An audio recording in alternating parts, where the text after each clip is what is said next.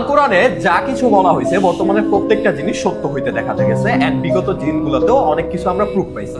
And recently আমেরিকার একটা cancer গবেষণা ইনস্টিটিউট একটা স্টাডি করে পুরুষদের উপর, যে বর্তমানে তারা স্টাডি থেকে পায় যে পুরুষের যে ওয়াই ক্রোমোজোম আছে, আমরা জানি পুরুষ তৈরি হয় এক্স এবং ওয়াই ক্রোমোজোমের মাধ্যমে এন্ড মহিলারা তৈরি হয় এক্স এক্স ক্রোমোজোমের মাধ্যমে।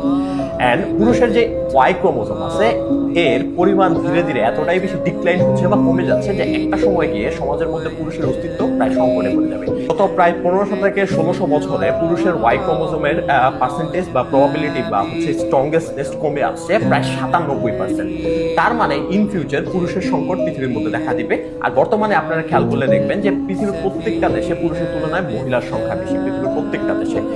এন্ড একটা সময় গিয়ে পুরুষের এত পরিমাণ সংকট তৈরি হবে যে একজন পুরুষকে একাধিক নারীর দায়িত্ব নিতে হবে। আল্লাহ রাসূল হাদিসের মাধ্যমে অনেক আগেই বলে গেছে যে শেষ জামানায়, আমি একটা বইয়ের মধ্যে পড়ছি, বইটার নাম হচ্ছে মরণের আগে পড়ে, শেষ জামানায় এমন একটা অবস্থা হবে যে পৃথিবীর মধ্যে নারীর সংখ্যা বাড়তে বাড়তে এত পরিমাণ নারীর সংখ্যা বেড়ে যাবে যে একজন পুরুষের 50 জন নারীর দায়িত্ব নিতে হবে। এন্ড পুরুষরা নারীদের ভয়ে পলায় পর্যন্ত থাকবে। বর্তমানে আস্তে আস্তে এই অবস্থায় দেখা যাচ্ছে।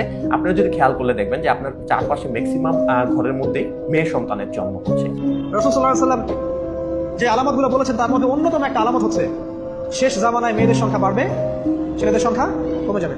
ইভেন একটা ছেলে 40টা মেয়ের দায়িত্ব নিবে, এটা আবার ভাববেন না 40টা ওয়াইফ, মা, খালা, নানি, ফুফু সব মিলে 40।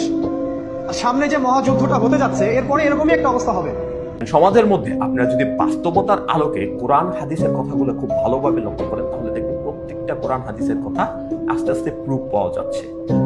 একটা সময় গিয়ে এই সব কিছুকে সত্য হইতে দেখা যাবে। বাট আফসোস, আমরা মুসলিমরা এখনো তাদের প্রজেক্টের হাতে বন্দি আছি, তাদের বিনোদন কারখানার মধ্যে, তাদের হচ্ছে এই যে সোসাইটি ট্র্যাপগুলোর মধ্যে, এডুকেশনাল সিস্টেমগুলোর মধ্যে। তারা মূলত এই সকল পারপাস দিয়ে আমাদেরকে কন্ট্রোল করতেছে, বাট আমরা বুঝতে পারতেছি না। আপনাদেরকে অনেক আগে থেকে বলা, ভিডিওটা ভালো লাগলে বেশি করে শেয়ার করে দিবেন।